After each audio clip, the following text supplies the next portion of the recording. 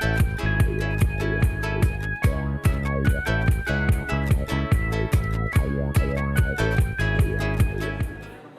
Edie Lush, and I'm here in Hub Culture's Paris Pavilion for COP21.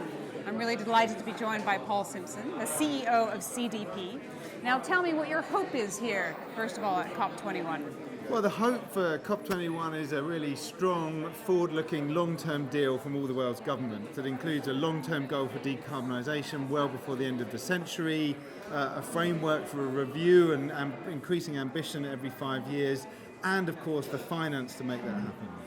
So tell me about some of the trends that you're seeing across businesses. Let's look at the supply chain, first of all. So we work with big businesses at CDP, and we have a supply chain program where 75 multinational corporations engaging their suppliers, firstly for information, but then looking at the opportunities. How can the big companies help their suppliers adopt new technologies? How can they train them, provide the right skills and the investment to make that leapfrog in technology and emissions reduction? So we see many big companies now writing contracts with suppliers saying, look, we'll invest in you, we'll provide you with the technology, you'll get emissions reductions, energy savings, and we want to share in that benefit. That will create a more resilient, lower cost supply chain.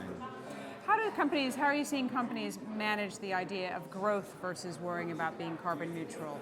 But I think the old paradigm and the feeling was, 5, 10 years ago, actually if we have to reduce our emissions, is that going to hamper growth and profitability? And we're seeing great examples of that changing now. Companies proving you can decouple growth from emissions growth. So L'Oreal, and across all of their production facilities in the last 9 years, have reduced emissions by 50%. Mm-hmm. Meanwhile, the business is growing. And now they've come back and set a new target and say between now and 2020, we're going to reduce those remaining emissions by a further 60%. So their emissions are on a downward pathway, mm-hmm. and the business is growing. And there's other examples of that. 2014 was the first year in the global economy that emissions leveled off whilst the economy grew. I'm interested in the idea of fossil fuel free versus carbon neutral, and I've started to hear more people, more cities talking about being fossil fuel free. Are you seeing that as well? We are. We have a cities program, 300 cities disclosing what they're doing on climate change.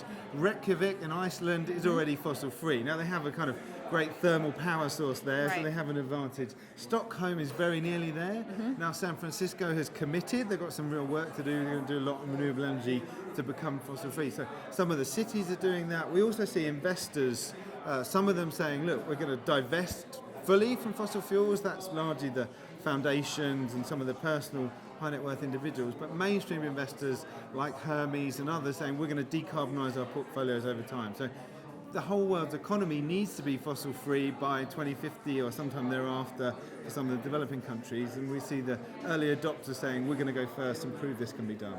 Well, thank you so much for stopping by Hub Culture's Paris Pavilion. It's a pleasure. And I'm Edie Lush.